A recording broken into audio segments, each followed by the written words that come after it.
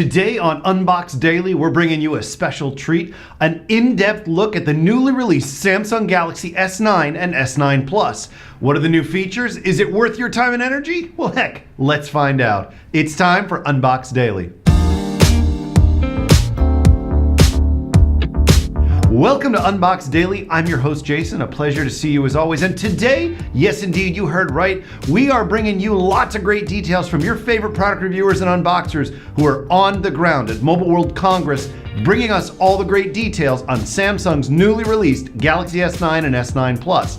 If you want to see other stuff we've produced, head on over to unboxed.tv or subscribe on YouTube today. But with that, let's jump right in.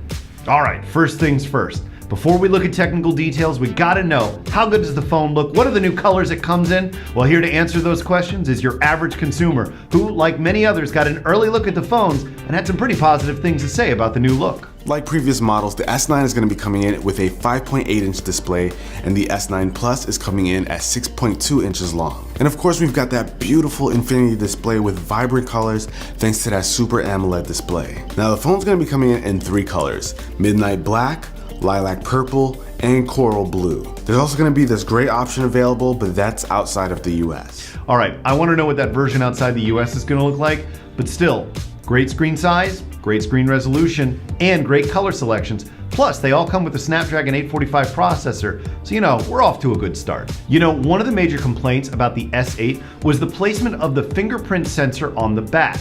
So I'm wondering, did Samsung hear that feedback? Was it placed differently to make it a little bit more accessible? Well, here to tell us the answer is Austin Evans. Something else improved this time around is the fingerprint sensor. After basically every tech reviewer on the planet complained about the Galaxy S8 as well as the Note 8, it has now been moved below the camera. In addition to moving it, it is also now a little bit raised, so especially when you're just trying to reach the fingerprint sensor from the back without looking at it, it's much easier to find. So, in addition to fixing the fingerprint sensor, there's also now Face ID as well as Iris ID, so that you have multiple ways of unlocking your phone in whatever way you're most comfortable with. Not a bad improvement. All right, what do the S9 and S9 Plus have that other phones don't? Well, you're starting to see phones that are moving towards having stereo speakers, which the S9 and S9 Plus do have. But one thing they have that none of the rest have in terms of flagship phones, a headphone jack. Here to tell us more about his thoughts on the headphone jack as well as the stereo speakers is Mr. Mobile, who's also providing a quick technical overview of each phone. Samsung has finally upped its audio game with the S9. The earpiece pulls double duty as one of two AKG-tuned speakers with Dolby Surround. The other is a side-firing port in its usual spot on the bottom edge.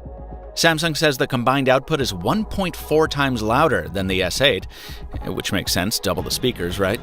And it's also one of the few companies to retain the headphone jack. For those of us still rocking actual headphones, it is nice to have a headphone jack option. There's just nothing that beats real, true, over-the-ear, plugged-in headphones, I gotta be honest. All right, we've checked out the fingerprint sensor, we've checked out the specs, we've checked out the colors, and we've checked out the headphone jack. We're missing the camera. God, how could I have forgotten the camera? Well, the camera is probably the most important part because it's seeing the most improvement over previous versions. Here to tell us more is Thunder E from Bored at Work, who was seriously impressed by the new camera's capabilities on the S9 and S9 Plus. Samsung, but also Samsung as well as Android devices that shoots at 4K 60 frames per second for the S9 and S9 Plus. So you get that capabilities in there, which is great. Can't wait to do that. But not yet. We've also got super slow-mo on this device as well. So with the S9 and S9 Plus, you can capture yourself or friends, in this case myself, and also in this case with David and Danny Wingate, in super slow-mo, aka 960 frames per second. Not gonna lie, that slow-mo looked really good. And having a good camera effect on a brand new flagship phone, an excellent and key part to any new release. Finally, it wouldn't be a good flagship release if there wasn't something just a little silly and kitschy with the release. You remember when the iPhone X came out and there was the Emoji thing, when that blew up? Well, Samsung has released their own AR Emoji, which is essentially a competitor. It's interesting, to say the least. Here to tell us more is Saf from Super Saf TV, who had some specific thoughts on the new AR emoji. Now we have a new feature on the S9s, which I know some of you guys will have some comments about.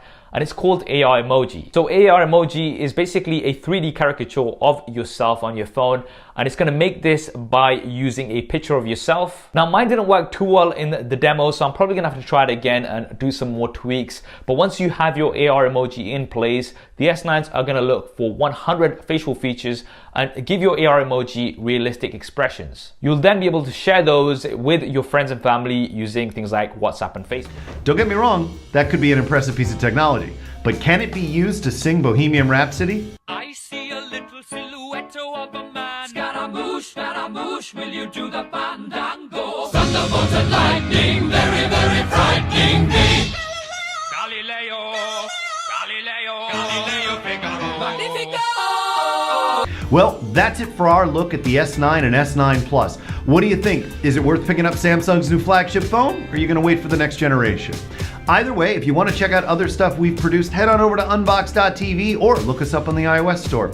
In the meantime, we will see you back here soon for more great product reviews and unboxing videos. I'm your host, Jason. Have a great day.